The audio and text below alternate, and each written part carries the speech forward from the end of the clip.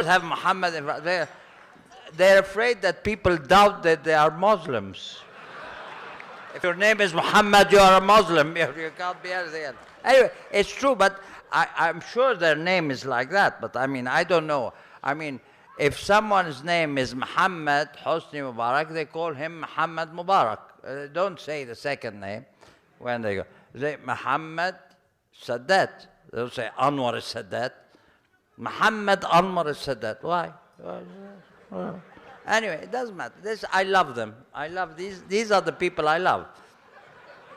God forbid the people I don't love. Well, anyway, I love these people. I do. It's true. Everybody knows I love. Anyway, I was invited to speak in this bowling world championship, and Mubaarak told me, "اعمل كده." You say a speech to welcome the foreigners, and you say a speech about us receiving the foreigners. So I said my English speech, and then I had to say my Arabic speech, and I had been rehearsing to say Muhammad Hosni Mubarak 100 times. I was afraid to make a mistake. Say Hosni Muhammad Mubarak, or you know. I was very scared to make a mistake. It would be terrible, to kill my career in Egypt. So anyway, I got through this very well, and the championship went on. And after the championship, they all had the American ambassador and the British ambassador. Everybody was there, all the ambassadors in the world, all in the world who were in Egypt. They sat in the Sharif room where they have, you know, they make the sort of salon where they put the honorary guests. And they sent an officer to tell me that I was invited in the honorary guest place. And I walked in, and there were all the ambassadors, all the generals of the Egyptian army, all the corps diplomatique of Egypt, and there was a seat which was empty between Mubaarak and Suzanne, his wife. So I said, okay, this is where my place. So I sat. Listen. I sat between Mubaarak and Suzanne, and the atmosphere was very dull. You know, no one was speaking. The American ambassador was sitting there, you know, bored to death, and everybody was silent. You know, they don't tell stories because they don't speak the same language. So I was trying to entertain, like I'm trying to entertain you, which is a different task, except for the fat people. I love the fat people. Get your checkbooks out, you fat people, and pay money for our organization. We want money. We want to have money to continue this and to make it grow. But I'm not, that's all right. We want to have the biggest organization in the United States of America. All 3 millions that we are. We can do it, fellas, we can do it. We just have to have the will. We have achieved things in our history, the Arabs. We have been the greatest culture in the history of the world. The Arab culture has been the greatest culture in the history of the world. When we were in Andalusia, this was the time of the greatest culture. We had all the Jews with us. All the great Jewish philosophers, all the Jewish were with us there. And when Isabel Catholica made the great mistake to throw us out in 1499 or something like that, all the Jews left with us. And they came to North Africa. And they became the Sephardic Jews, who are the people that I like. I like Sephardic Jews because they're Arab. They like, you know, they speak Arabic. And they speak with, when they don't speak Arabic, they speak with an Arabic accent. I like that. What was I talking about before I got to this? Huh? So I sat. How far is it from Mubaarak and Suzanne to where I got into Andalusia? And you know, and Jewish philosophers. There were great Jewish philosophers in that time. Anyway, I sat between Mubaarak and Suzanne, and I wanted to entertain the Americans and the British and you know, and all the ambassadors. And I said, fellas, I want to tell you something. I told them the same story I just told you. You've all got it wrong about the men and the women in Egypt and in the Arab world. The women are the bosses. I said, the women, when we close the door in the apartment, they rule us. And then I looked, and I saw that I was sitting between Mubarack and Suzanne. And I realized that this was a very dangerous subject of conversation. And I said, present company excluded. I really did. This is a true story. I never tell lies. I tell stupid stories, but they're never lies. They're stupid, but they're not lies. Okay, fellas. I'm not going to talk a long time because you want to go and have a good time with your girlfriends. I live alone. I can go to my room I can stay here and talk to you for hours. I miss nothing. It's between. My choice is whether to talk to you for hours or to go to bed by myself. It's the same thing. I can talk for you for hours. It's more fun to talk to you than to go to bed by myself. But I chose to like to go to bed by myself because I culture myself. I cultivate my knowledge. When I was younger, I used to take a book. I used to take Proust, À la recherche du temps perdu, great books, and read. And in the middle of the chapter, I used to think of a pretty girl. And I used to take the phone and say, hi, darling, what are you doing? Are you busy? Why don't we meet to, have a little bit of fun and all that? Okay. I never finished a chapter when I was young. And now, I'm so happy. I can read the whole book from cover to cover.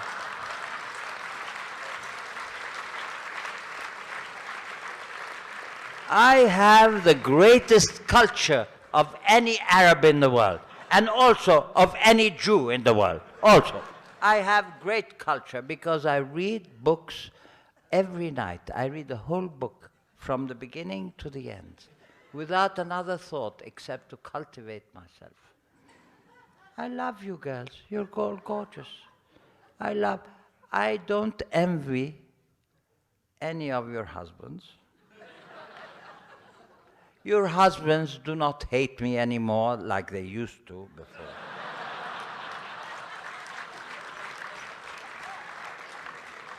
Now they love me because they say the guy's innocuous. He's no danger, But, men should be careful. Not of me. I can guarantee you that I'm no danger. I don't know. Trust me. Trust me, I never lie. I have never lied in my life. But husbands must be very careful because women are very treacherous, beautiful women. I'm not warning you about something bad. I'm just saying to you, be careful. You don't just take it for granted that she loves you. Yeah, she loves you. I'm sure she loves you. But try and make her love you more.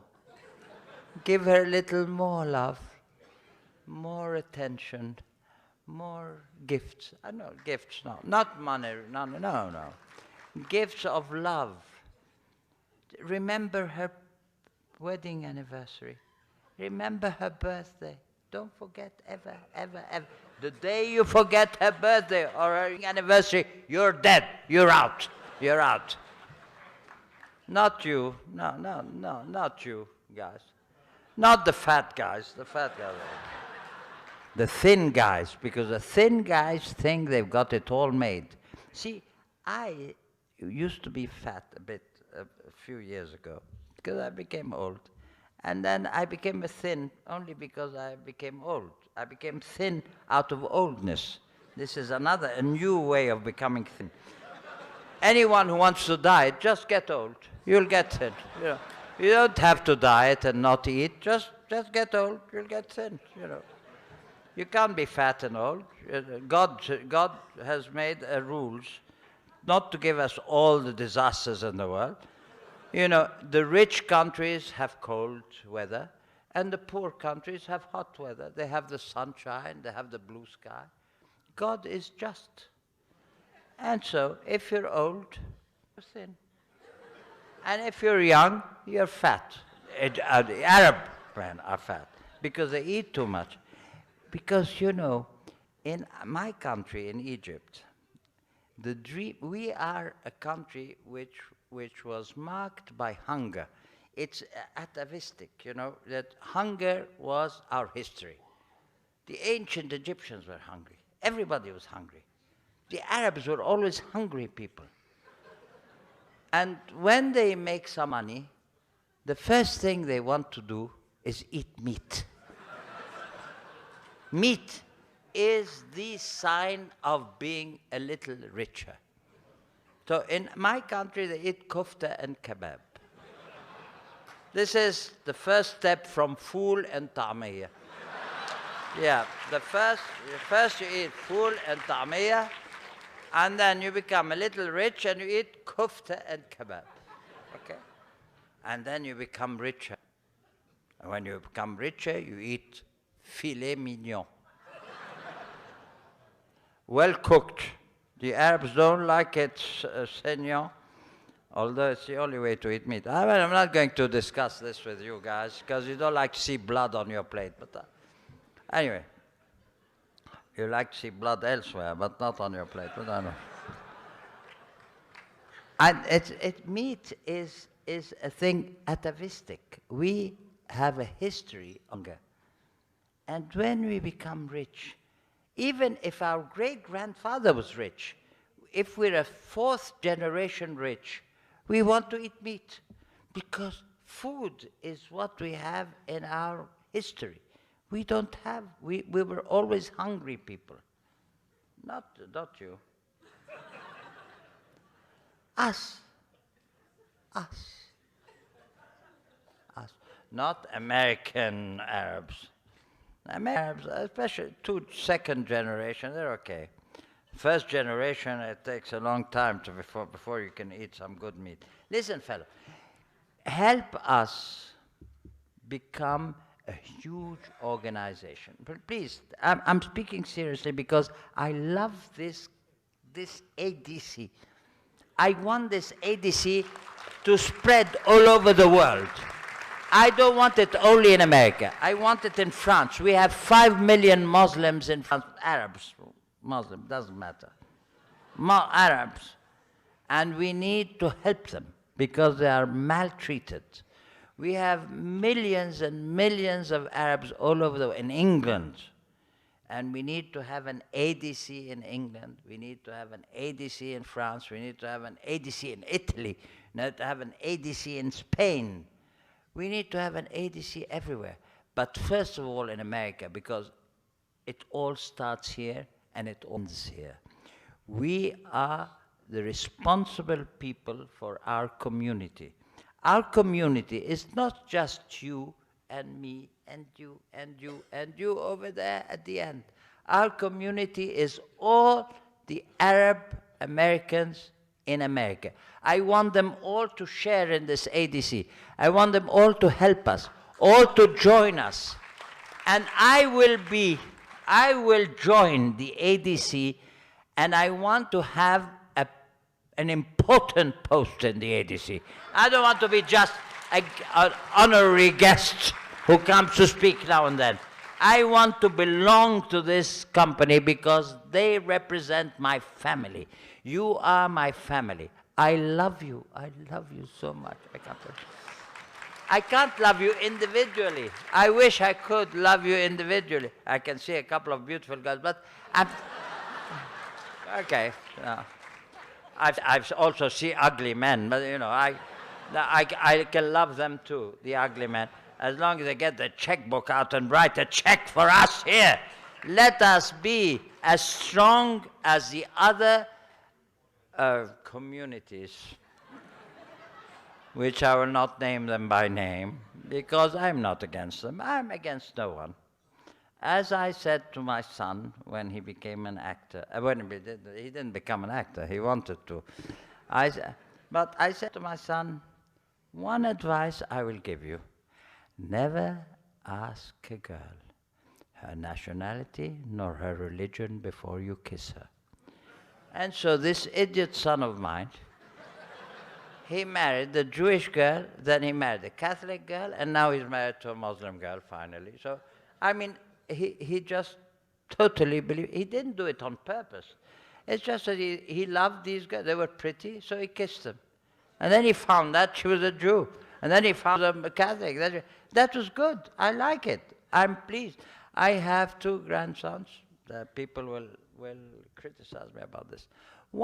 His mother is Jewish. My son divorced when the boy was 1 year old.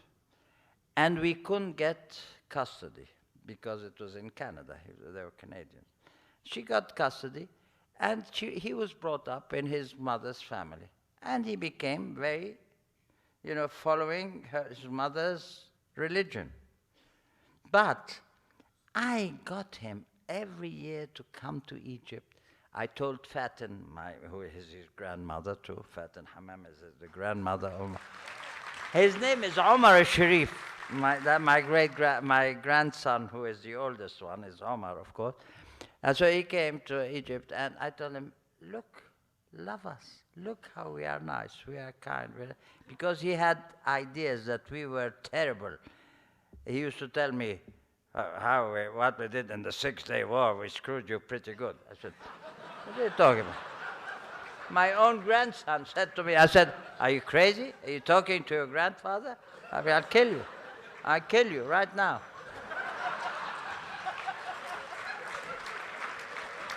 My grandson. I said to him, what's your name?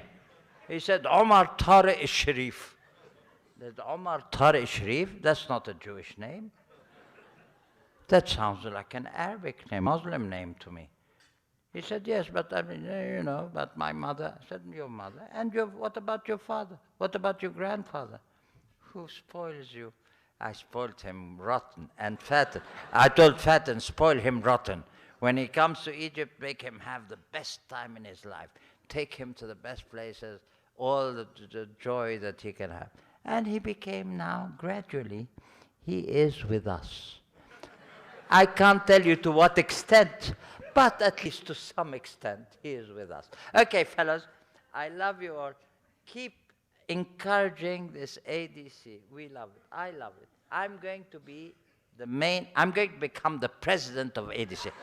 Who's the president? Okay. I'm now telling the president, leave me your place. I love Jim. Okay. Whoever, I'm going to become one of the main partners of ADC. And I'm going to come every now and then to check on you fat guys, that you get your checkbooks out and pay money, because we need money, unfortunately. If it were only a question of love, we would be the greatest society in the world. We have love to give and to spare and to spend as much as no one in the world. But money, we need the fat guys. Let me see. Oh, no, there are too many thin guys. Arabs used to be fat, now they've become thin. That's what I don't like. Take care, fellas. I love you all.